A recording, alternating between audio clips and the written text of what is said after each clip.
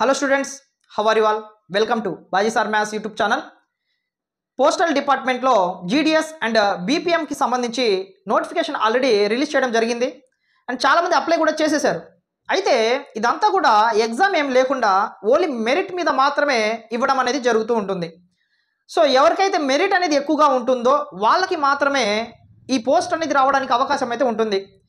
And ఈ postal డిపార్ట్మెంట్కి సంబంధించిన వీడియో ఆల్రెడీ మన ఛానల్ అందుబాటులో ఉంది. అండ్ ఆ వీడియోలో చాలామంది కమెంట్ చేశారు, సార్ మనకి 7.5 వచ్చాయి, 7.9 అండ్ 8.0 ఇలా వచ్చే జాబ్ వస్తుందా అని చెప్పేసి. కొంతమంది మార్క్స్లో కూడా చెప్పారు 450 వచ్చింది, 520 వచ్చింది అని చెప్పేసి.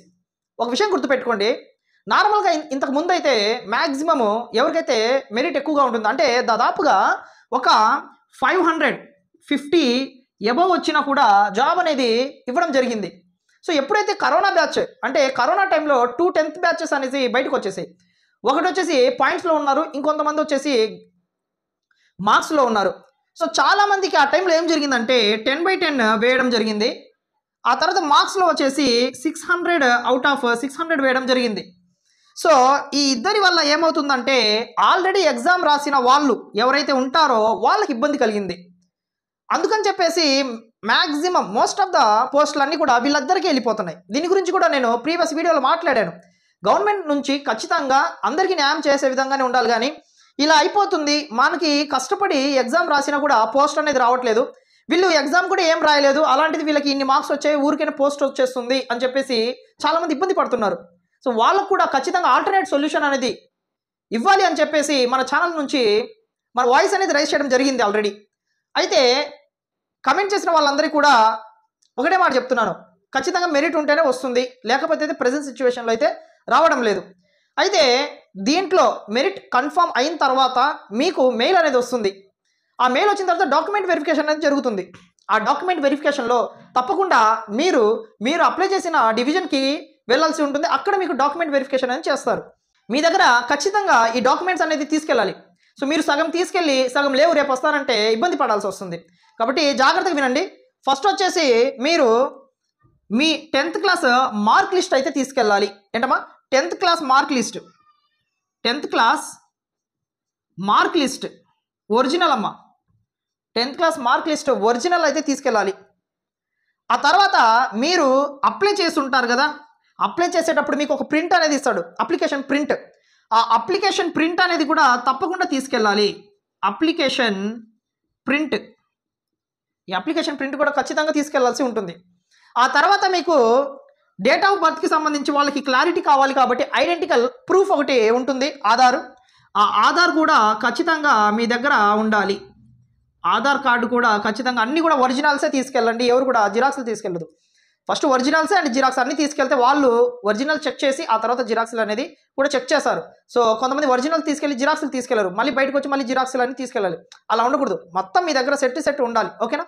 సో నెక్స్ట్ వచ్చేసి మీ దగ్గర పాస్ ఫోటో కూడా ఖచ్చితంగా ఎప్పటిదో మీరు చిన్నప్పుడు దిగింది అయితే తీసుకెళ్ళొద్దమ్మా. న్యూగా ఈ మధ్య ఒక 1 month బ్యాక్ అయినా పర్వాలేదు, అలా దిగింది అయితే ఫ్రెష్గా ఉన్నది అయితే తీసుకెళ్ళండి. అప్పుడు ఐడెంటిఫికేషన్ చేసుకోవడానికి బాగుంటుంది అన్నమాట. ఆ తర్వాత వచ్చేసి ఖచ్చితంగా ఎవరైతే క్యాస్ట్ ప్రకారంగా అప్లై చేశారో వాళ్ళు క్యాస్ట్ సర్టిఫికేట్ అనేది ఖచ్చితంగా తీసుకెళ్ళాలి. సో క్యాస్ట్ సర్టిఫికేట్ ఖచ్చితంగా ఉండాలి. క్యాస్ట్ సర్టిఫికేట్ ఖచ్చితంగా మీ దగ్గర ఉండాల్సిందే. మీరు ఏ క్యాస్ట్కి సంబంధించిన వాళ్ళైతే ఆ క్యాస్ట్కి సంబంధించింది. చాలామంది మళ్ళీ ఏం చేస్తారంటే ఈడబ్ల్యూఎస్కి కూడా అప్లై చేసి ఉంటారు. సో ఎవరైతే ఈడబ్ల్యూఎస్కి అప్లై చేసి ఉన్నారో వాళ్ళు ఖచ్చితంగా ఈడబ్ల్యూఎస్ సర్టిఫికేట్ కూడా మీ దగ్గర ఉండాల్సిందే. కొంతమంది పీడబ్ల్యూడి కేటగిరీ వాళ్ళు కూడా అప్లై చేసి ఉంటారు. సో మీకు ఫిజికలీ హ్యాండిక్యాప్డ్కి సంబంధించిన సర్టిఫికేట్ అనేది మెడికల్ డిపార్ట్మెంట్ వాళ్ళు ఇచ్చి ఉంటారు. సో అది మీ దగ్గర ఒకవేళ మీరు ఈ డిపార్ట్మెంట్లో అప్లై చేసి ఉంటే మాత్రం ఖచ్చితంగా వాటికి సంబంధించిన ఒరిజినల్ మీరు తీసుకెళ్లాల్సి ఉంటుంది. నెక్స్ట్ వచ్చేసి కంప్యూటర్ సర్టిఫికేట్ కూడా ఖచ్చితంగా ఉండాలమ్మా. సో కంప్యూటర్ సర్టిఫికేట్ ఇవి కొన్ని చోట్ల అడుగుతుంటాడు, కొన్ని చోట్ల అడగడు. సో మనం ఏంటంటే సేఫ్టీగా మన దగ్గర ఉంచుకుంటే తను అడిగితే మాత్రం ఖచ్చితంగా మనము వాళ్ళకి చూపిస్తాము, అడగలేదు అంటే మాత్రము అవసరం లేదు. కానీ మీ దగ్గర మాత్రం ఖచ్చితంగా ఉండేలాగా చూసుకోండి మీరు. నెక్స్ట్ వచ్చేసి మెడికల్ సర్టిఫికేట్ అయితే ఖచ్చితంగా అడుగుతాడు. సో మెడికల్ సర్టిఫికేట్ ఈ మెడికల్ సర్టిఫికేట్ అనేది మీకు దగ్గరలో ఉండే గవర్నమెంట్ హాస్పిటల్కి వెళ్ళి సో వాళ్ళు మీకు మెడికల్గా చెక్ చేసి సో ఎలాంటి ఇబ్బంది లేదు అని చెప్పేసి ఒక మెడికల్ టెస్ట్ చేసి సర్టిఫికేట్ అయితే ఇస్తారు. సో ఆ మెడికల్ సర్టిఫికేట్ తీసుకొని మీ దగ్గర ఉంచుకుంటే మాత్రము మీకు డాక్యుమెంట్ వెరిఫికేషన్ అనేది జరిగిపోతుంది. అండ్ ట్రాన్స్జెండర్స్ ఎవరైనా ఈ వీడియో చూస్తుంటే మాత్రము సో మీకు సంబంధించిన సర్టిఫికేట్ అయితే ఉంటుంది.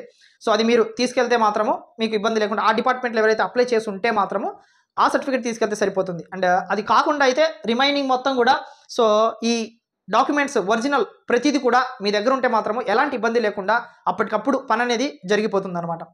సో పోస్టల్ డిపార్ట్మెంటే కాదు, సో ఎనీ కాంపిటేటివ్ ఎగ్జామ్స్కి సంబంధించి ప్రతి ఒక్క ఇన్ఫర్మేషన్ కూడా మన ఛానల్ అందుబాటులోకి వస్తుంది. ఎవరికైనా డౌట్స్ ఉంటే మాత్రం కమెంట్ సెక్షన్లో తప్పకుండా కమెంట్ చేయండి. నేను తప్పకుండా రెస్పాండ్ అవుతాను. వాటికి సంబంధించిన వీడియో ఏదైనా చేయాల్సి ఉంటే మాత్రం తప్పకుండా ఆ వీడియో కూడా చేస్తాను.